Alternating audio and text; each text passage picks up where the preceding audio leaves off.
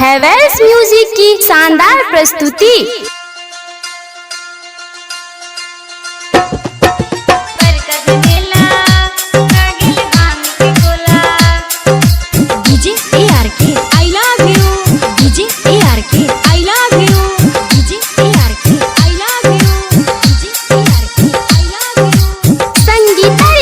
Studio Hasanpur बाजार। क्या नाम है आपका? क्या नाम है आपका?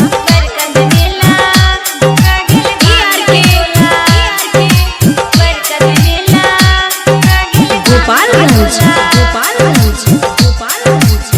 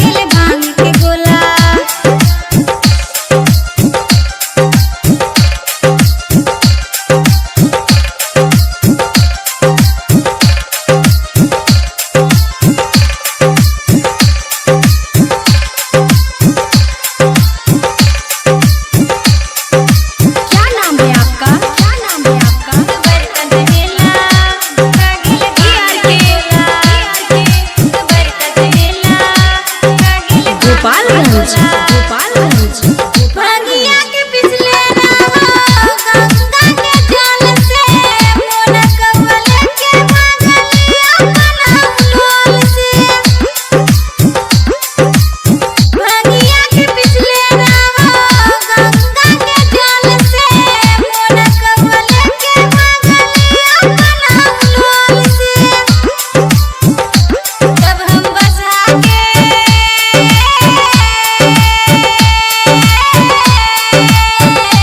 जब हम बसहा के चारा डाले गनी पूरब टोला अखा गेल भांग के गोला। अब कम चला भूखा के आहा मिश्री के ढेला अखा गेल भांग के गोला। अब कम चला भूखा के आहा मिश्री के ढेला अखा गेल भांग के गोला।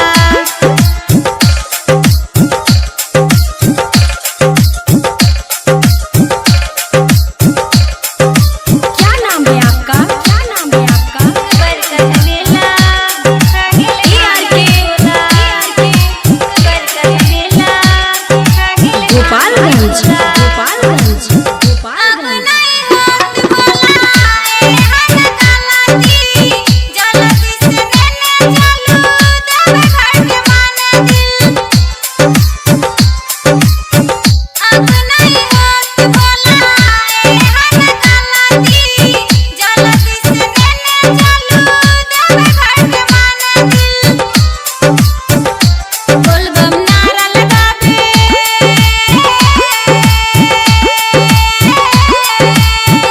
बोलबम नारा लगाबे पूजा चंदन मुकुन अकेला खा गेल भांग के गोला।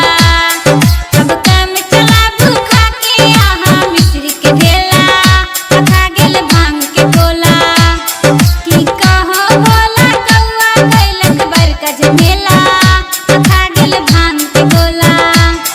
अब काम चला भूखा के आहा मिश्री के ढेला खा गेल भांग के गोला।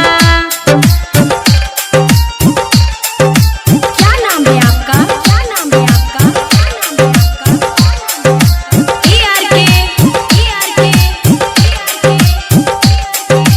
गोपालगंज गोपालगंज। संगीता रिकॉर्डिंग स्टूडियो हसनपुर बाजार।